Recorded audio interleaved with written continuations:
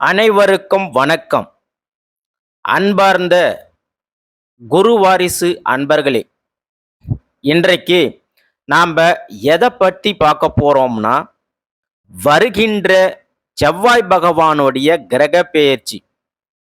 அதாவது என்னங்க, செவ்வாய் பகவானுடைய கிரக பெயர்ச்சி. நாம இதுக்கு முன்னாடி சுக்கிர பகவானுடைய கிரக பெயர்ச்சியை பற்றி பார்த்தோம். இப்ப இந்த செவ்வாய் பகவானுடைய கிரக பெயர்ச்சி 12 ராசிக்காரர்களுக்கு எப்படி அனுகூலமாக இருக்க போகிறது என்பதை பற்றியும் பார்ப்போம். ஃபர்ஸ்ட், செவ்வாய் பகவான்னா யாருன்னு பார்க்கலாங்க. அங்காரகன், அதாவது சிவப்பு நிறத்துல இவர் இருக்கிறதுனால செவ்வாய் பகவானை அங்காரகன் அப்படின்னு ஒரு பேர் வச்சு அழைக்கிறாங்க. அதாவது இவர் போர்க்கடவுளுங்க. பிரம்மச்சாரியம் கடைபிடிக்கக்கூடியவர் தாங்க இந்த செவ்வாய் பகவான். அது மட்டும் இல்லாம இவர் பூமாதேவியின் மகனுங்க. நம்ம பூமாதேவியின் மகனாக இருக்கிறதுனால தான் செவ்வாய் பகவானும் பார்த்தீங்கன்னா பூமி காரகன் அப்படின்னு அழைப்பாங்க. அதே போல இந்த செவ்வாய் பகவான் அதிகமா எந்த ராசிக்கு உகந்தவர் அப்படின்னு பார்த்தீங்கன்னா, அதாவது ராசிக்கு அதிபதி அப்படின்னு பார்த்தீங்கன்னா மேசம் ராசிக்கு இவர் அதிபதிங்க. அதே போல விருச்சிகம் ராசிக்காரர்களுக்கும் இவர் அதிபதிங்க. ஸோ இந்த 2 ராசிக்குமே பார்த்தீங்கன்னா செவ்வாய் தாங்க அதிபதி. அப்ப இவர் நல்லா பாருங்க, இவர் தாங்க இடம், பூமி, மண், மனை என அழைக்கப்படக்கூடிய காரகன், பூமி காரகன். அதே போல செவ்வாய் பகவானுடைய ஒரு மிகப்பெரிய விஷயம் என்ன அப்படின்னு பார்த்தீங்கன்னா, செவ்வாய் பகவான் ரொம்பவே தைரியசாலிங்க. அதே தைரியமானவர், வீரியமானவருங்க. அதனால இவரை தைரியக்காரகனும் ஒரு பக்கம் அழைப்பாங்க. நம்மளுடைய தைரியம், வீரியத்துக்கு காரகர் யார் அப்படின்னு சொன்னா கண்டிப்பா அது செவ்வாய் பகவான். அவரை பத்தி தான் நம்ம இப்போ பார்க்க போறோங்க. இதுக்கு முன்னாடி செவ்வாய் இருந்தது இடம் வேற. இப்ப செவ்வாய் பகவான் உச்சமாயிருக்காருங்க. அதாவது செவ்வாய் பகவான் மகரம் ராசியில உச்சமாயிருக்காருங்க. அப்ப இந்த பெயர்ச்சிங்கிறது எல்லா ராசிக்குமே செவ்வாய் பகவான் ரொம்பவே உச்சத்துல இருக்கிறாருங்க. உங்களுக்கு தைரியம், வீரியம் அதிகரிக்கணும்னா அந்த பெயர்ச்சி பத்தி தான் நாம இப்ப பார்க்க போறோம். தனுசு ராசியில இருந்து மகர ராசிக்கு செவ்வாய் பகவான் பெயர்ச்சி ஆகிறாருங்க. அதுவும் உத்திராட நட்சத்திரத்துல 2ஆம் பாகத்துல அவரு பெயர்ச்சி ஆக போறாருங்க. உச்சமாக போகிறாருங்க.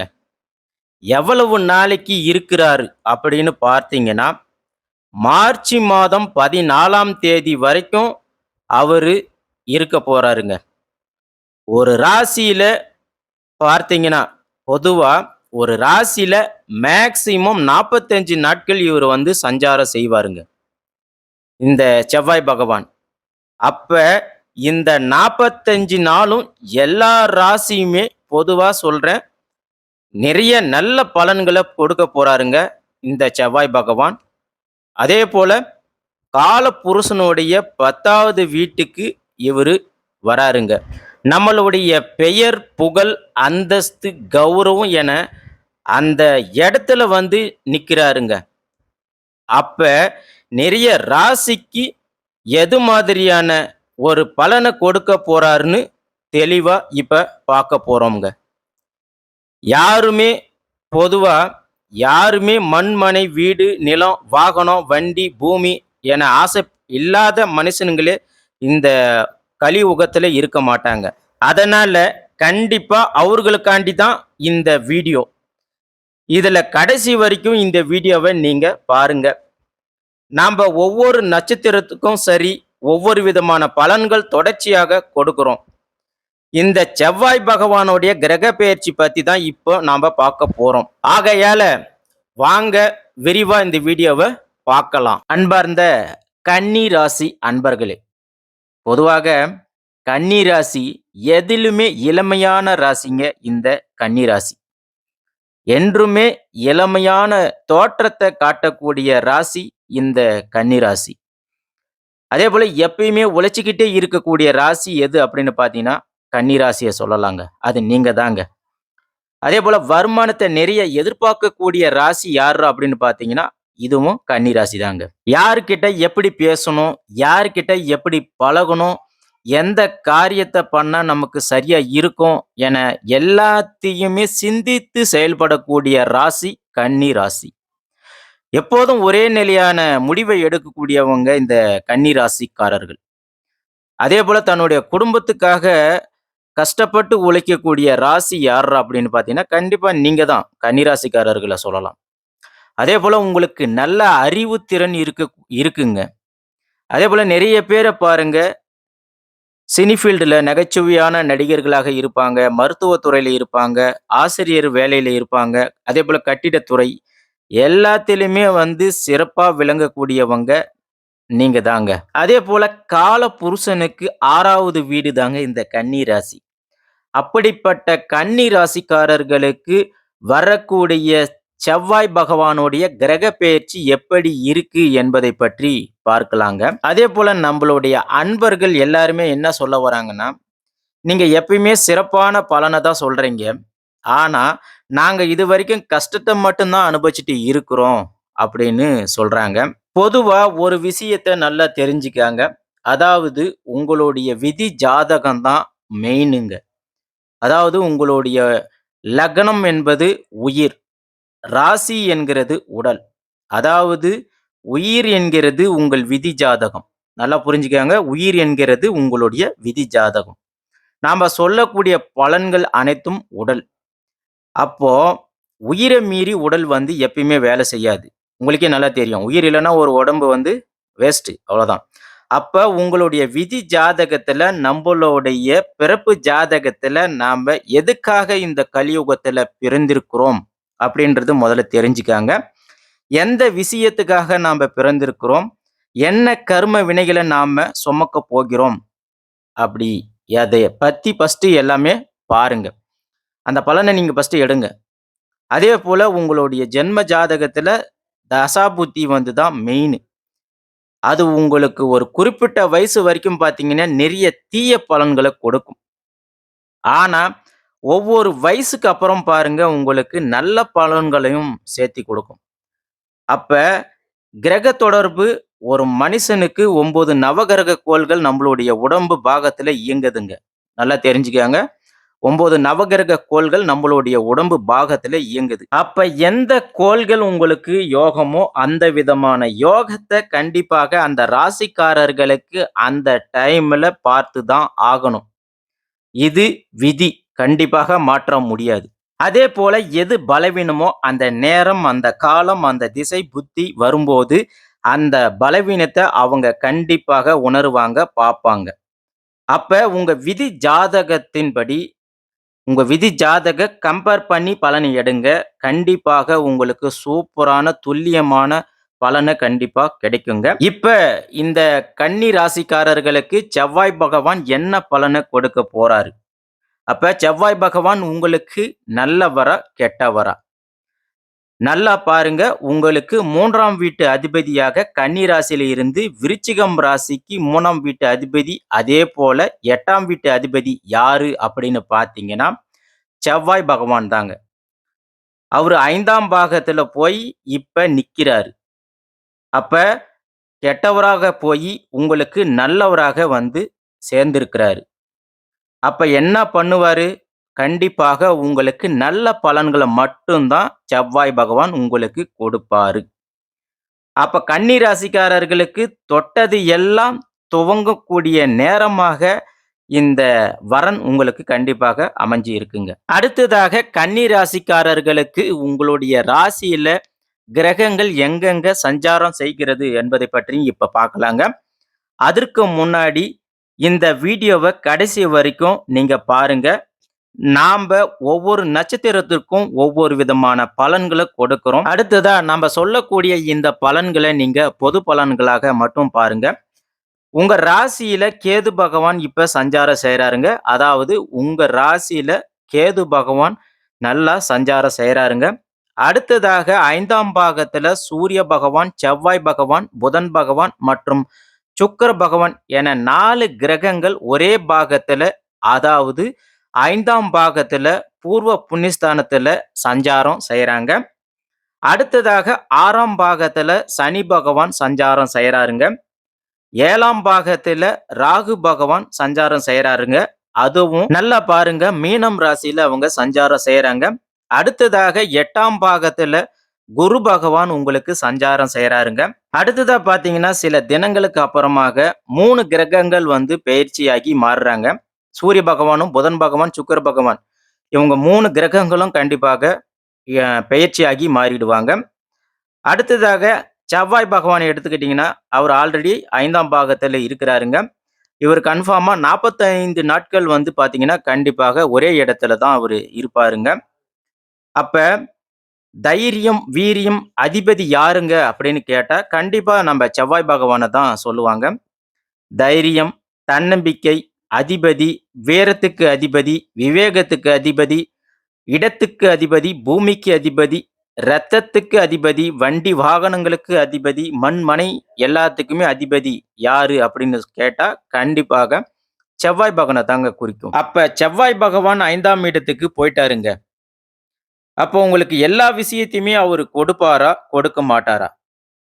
கண்டிப்பாக உங்களுக்கு எல்லா விஷயத்தையும், எல்லா தேவைகளையும் அவரு உங்களுக்கு இப்ப கொடுக்கிற ஸ்தானத்துல இருக்கிறாருங்க. என்ன பொறுத்தவரைக்கும் நெறைய கன்னி ராசிக்காரர்களுக்கு ஏற்கனவே சகோதரர்கிட்ட சண்டை, வம்பு, கோர்ட்டு, கேஸு, பிரச்சனை எல்லாமே இனி நடந்திருக்கும். அதாவது பூர்வீக சொத்து வாங்க விற்க அனைத்து பிரச்சனைகளும் இப்ப உங்களுக்கு முடிவுக்கு வருதுங்க. நல்லா கேட்டுக்கங்க. உங்களுடைய பூர்வீக சொத்துக்கள் பிரச்சனை ஏற்கனவே இருந்திருக்கும். கண்டிப்பாக இப்போ வந்து உங்களுக்கு அந்த பிரச்சனைகள் எல்லாமே சால்வ் ஆயிடுங்க.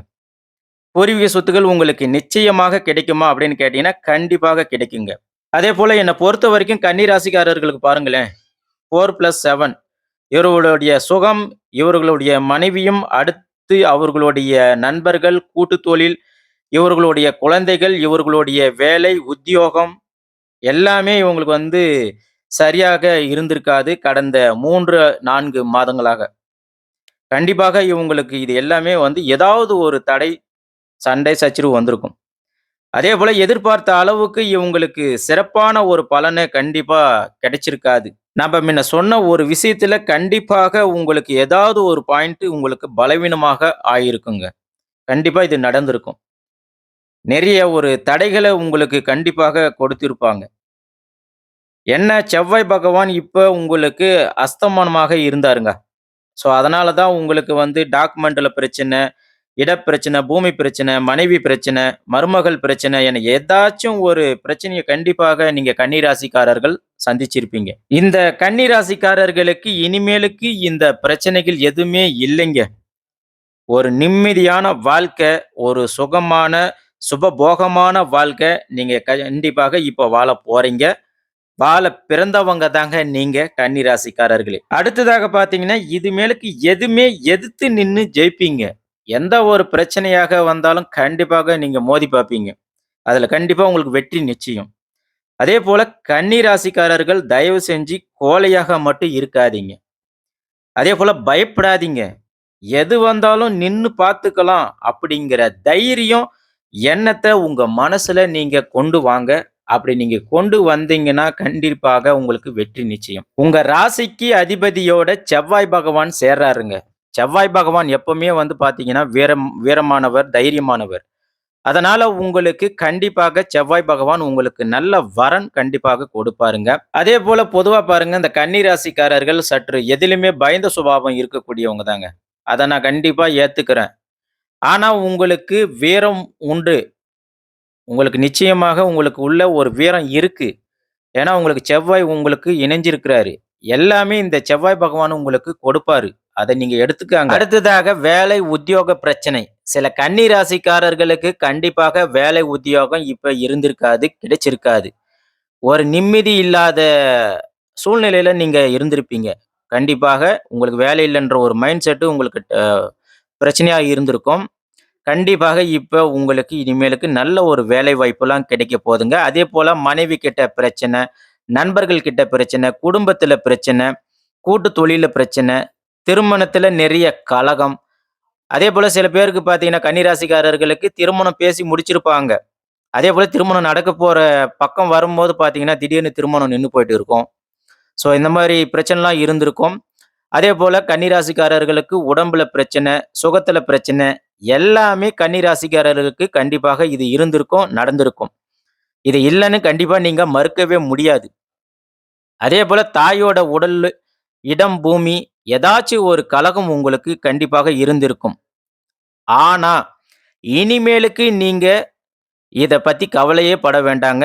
இனி கரெக்ட்டா போக போறீங்க. கரெக்ட்டா ஜெயிக்க போறீங்க. இடம், பூமி, வண்டி, வாகனம் நீங்க எல்லாத்தையுமே வாங்க போறீங்க. உங்களுக்கு யோகம் வரப்போதுங்க கன்னி ராசிக்காரர்களே. கண்டிப்பாக இது நடந்தே தீரும், நடக்கும். அடுத்ததா பார்த்தீங்கன்னா, இடம் காரகன், பூமிக்காரன் சொல்லக்கூடிய செவ்வாய் பகவான் உங்களுடைய ராசிக்கு அதிபதி புதன் பகவானோட நிக்கிறாருங்க. அப்ப நீங்க கடன் வாங்கியாச்சும் இடம், பூமி கண்டிப்பாக வாங்க போறீங்க. அதேபோல தொழில் உங்களுக்கு சூப்பரா கொண்டு வருவாருங்க. நீங்க எந்த ஒரு தொழிலாக இருந்தாலும் சரி, நீங்க இப்ப செய்யணும்னு நெனச்சீங்கன்னா, கண்டிப்பா தாராளமாக உங்களுக்கு நல்ல ஒரு பலன குடுப்பாருங்க. எல்லாரும் சொல்லுவாங்க, அஷ்டம குரு வந்துட்டாருன்னா, கவனமாக இருக்கணும், கவனம் தேவை அப்படின்னு கண்டிப்பாக சொல்லுவாங்க.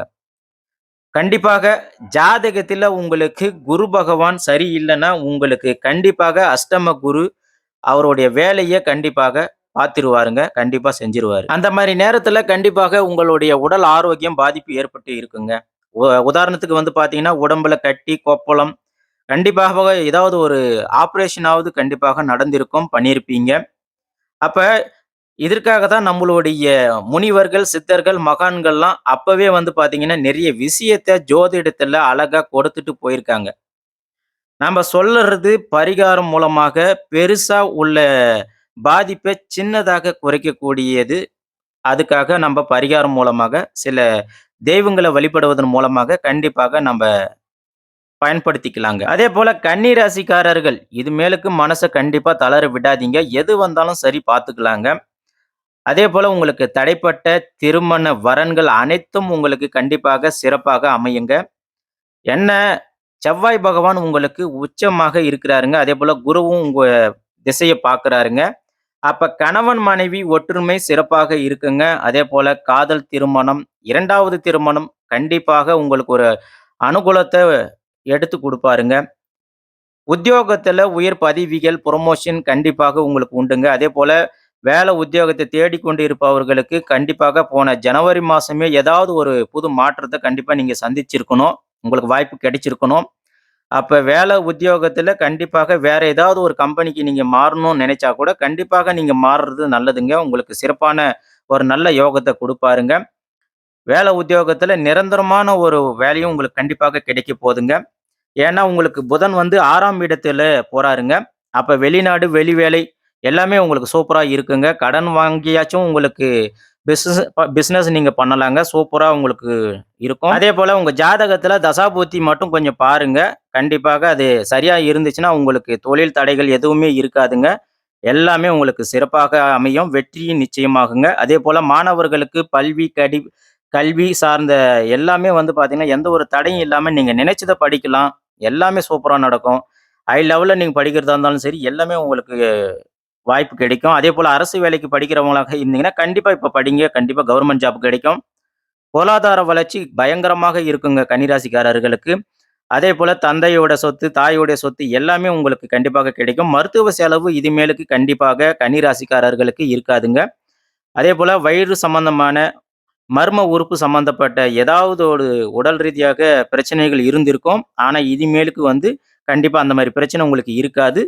இனிமே நீங்க சிறப்பாக இருப்பீங்க. உங்கள் உடல் ஆரோக்கியம் நல்லா இருக்கும்.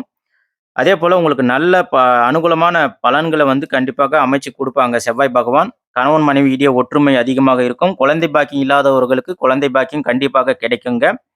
அதேபோல குடும்பத்தில மகிழ்ச்சி, தொழில் லாபம் எல்லாமே சிறப்பாக அமையுங்க. நன்றி, வணக்கம்.